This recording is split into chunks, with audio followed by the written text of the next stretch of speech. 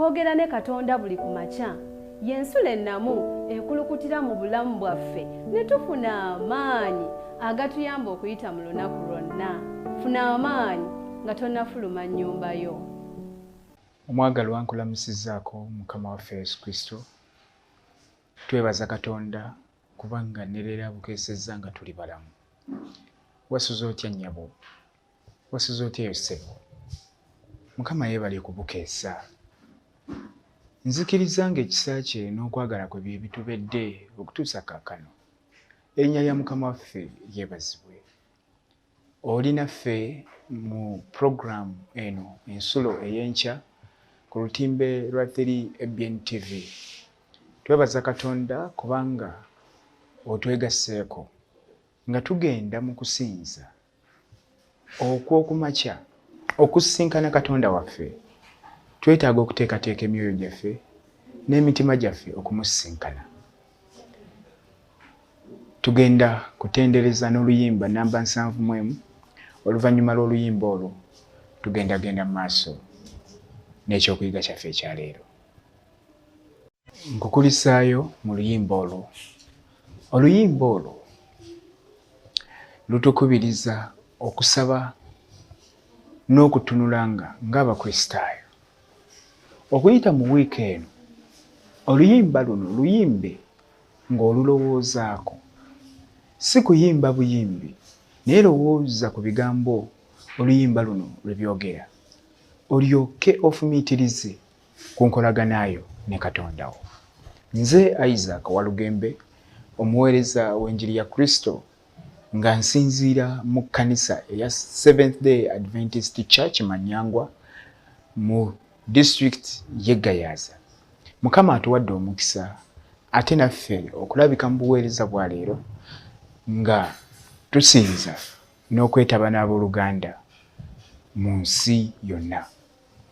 Ekiseera kino programu eno ebeerangawo okuva ku makya ssaawa 11:30 okutuuka ku ssaawa 12 zennyini. Olw'ekyo tegeeza n'omulala okutwegattangako buli ku makya okuyita mu wiiki eno.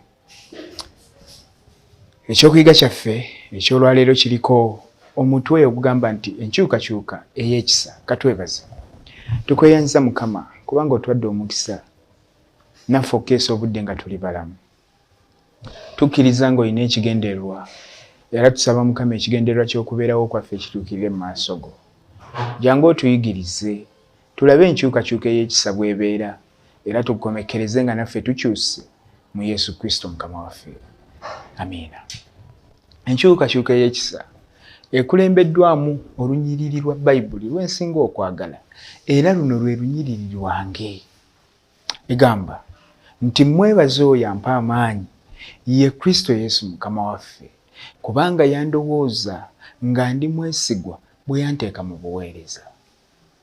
Olubereberye bwe nali omuvumi era omuyigganya era ow'ekyejo naye nasaasirwa kubanga nakolanga nga simanyi mu butakkiriza ekisa kya Mukama waffe ne kyeyongera nnyo awamu n'okukkiriza n'okwagala okuli mu Yesu Kristo.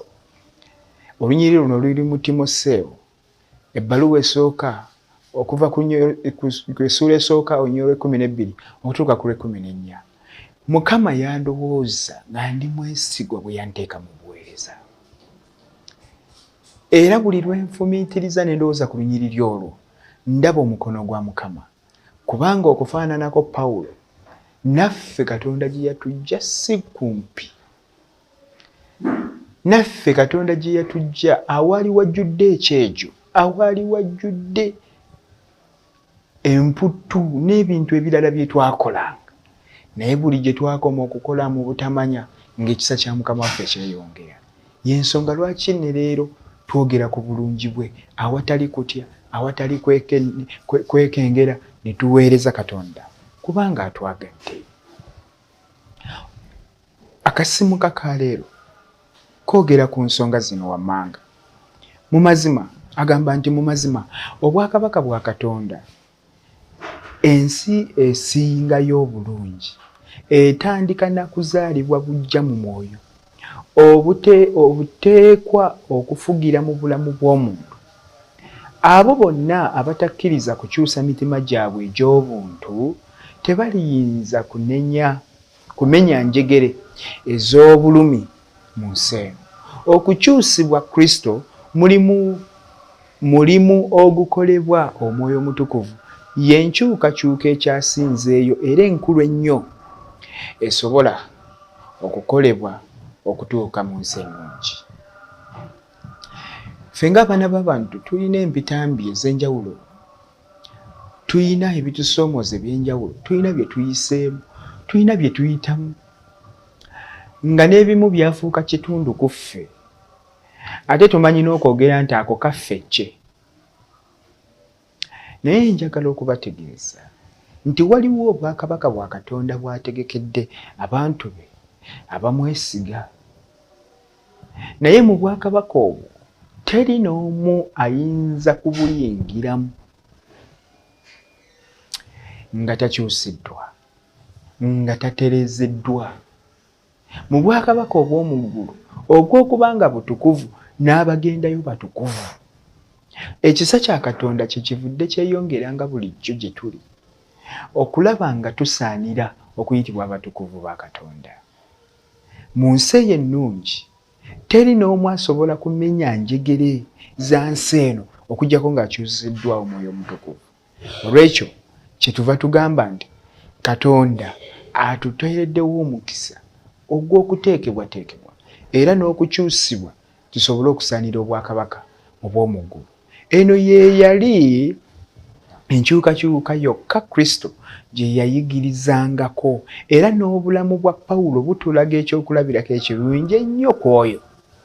Okuva mu muntu eyali tagooka nga tagooka, omuvvoozi era omuyigganya w'Abakristaayo, omutemu, Katonda yamufuulamu omuweereza omwesigwa ow'enjiri, omuzimbi w'emirembe, okwagala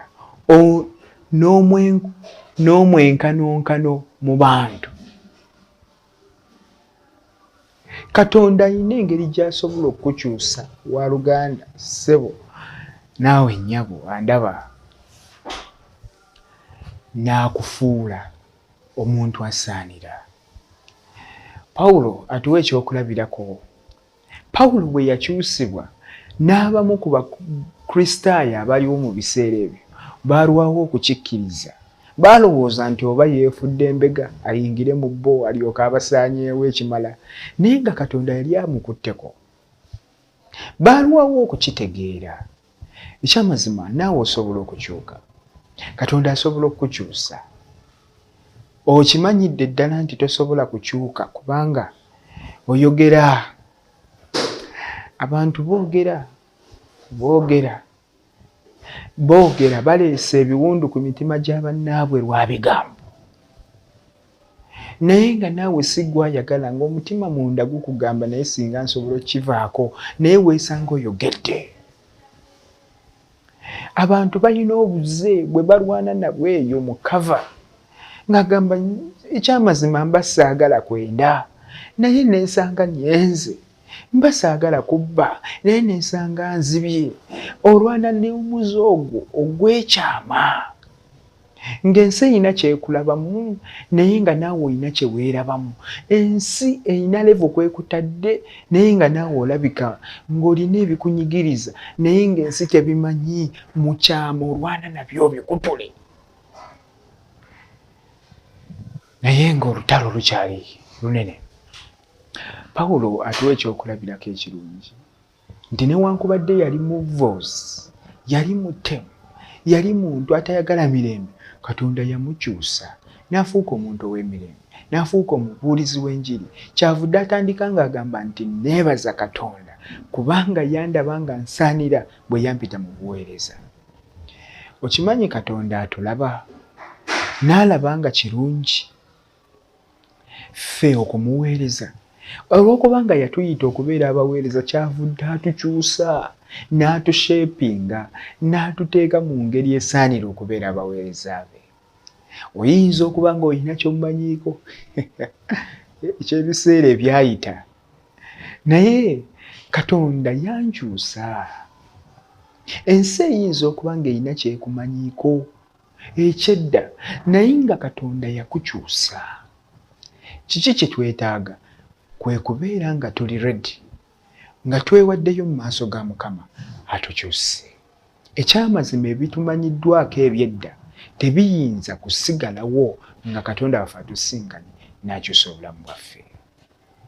Kyenva ŋŋamba nti kya nsonga Katonda bw'akyusa omuntu ne twebaza, ne tutasala musango, ne tutakomyawo biri ebyedda Walugembe. Naawe gwatuulaawo n'oyogera n'abantu, Walugembe ani ataakulaba? Kituufu byaliwo. Oyinza okuba olina by'omanyi ku Mukristaayo oyo, naye nga Katonda amukyusizza. Ojja kulwawo okukitegeera n'okukikkiriza, naye nga Katonda yakikola. Pawulo omuyigganya yafuuka omukuŋŋaanya. Pawulo yayabuluzangamu, kaakati ng'aleeta obumu. Katonda akyusa. Agamba engeri gye yakyukamu Pawulo y'emu ku mboozi ezisinga okukyusa okusomako, okusanyusa okusomako. Pawulo engeri gye yakyukamu y'emu ku mboozi ezisinga okusanyusa okusomako. Agamba yabaako ekikozesebwa eky'amaanyi mu mikono gya Sitaani okumala ekiseera ng'ateekesa mu nkola obujeemu eri Omwana wa Katonda. Naye omuyigganya ono ataakoowa, mu bbanga ttono yali anaatera okukozesebwa mu kuzimba ekkanisa ye mwene gye yali amenya.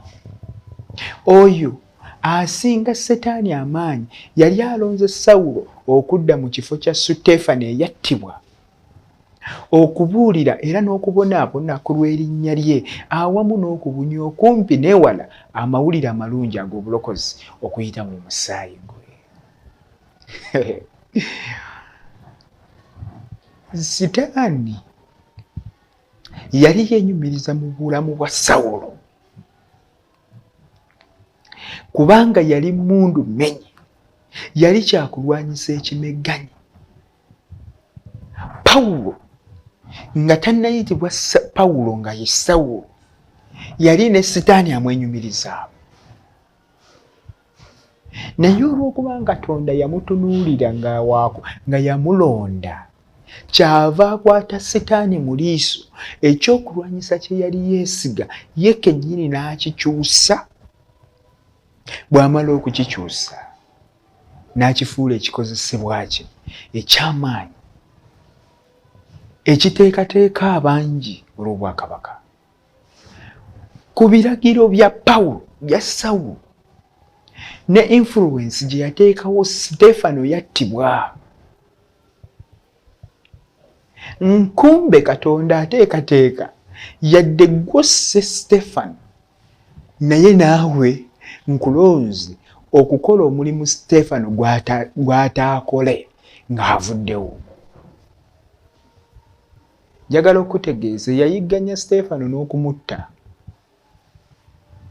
Yatuula mu kifo kya Suteefano n'abuulira enjiri, era naye n'atuuka okuyigganyizibwa. Emirundi Pawulo gye yasibirwa mu kkomera tegibalwa, kubanga Katonda yamukyusa. Ng'emboozi eno esanyusa, Katonda ono nga waakisa. Olowooza waliyo ekiyinza okumulema? Agamba nti oyo yali omuyigganya w'ekkanisa atalowooza kaakano yali afuuse ekikozesebwa kya Katonda era omukutu ogw'okwagala okw'eggulu, era nga bwe tumulaba mu bigambo bye eri Filemoni, agamba nkwegayirira olw'omwana wange gwe nazaalira mu busibe bwange Onesimo, ataakugasanga edda naye kaakano atugasa gwe nange. Gwe nkomyawo gy'oli yennyini, ye gwe mwoyo gwange, nze gwe mbadde njagala okubeera naye gye ndi, alyoke ampeerezenga mu kifo ky'omu busibe bw'enjiri. Naye saayagala kukola kigambo nga tooteesezza, obulungi bwo buleme okubeera mu kuwalirizibwa wabula mu kwagala. Pawulo yeewuunyisa. Omuyigganya w'ekkanisa ataalowooza kaakano yali afuuse ekikozesebwa kya Katonda ekyesigwa. Mu ddiiro lyo wandikubya amiina ey'amaanyi, kubanga Katonda akyusa ensi byetalowooza nti bisobola okukyuka. Agamba kubanga mpozi kyeyava ayawukana naawe ekiseera olyoke obeerenga naye emirembe n'emirembe, nga takyali muddu nate naye okusinga omuddu, owooluganda omwagalwa, okusinga ennyo gye ndi, naye okusingira ddala eri ggwe mu mubiri era ne mu Mukama waffe.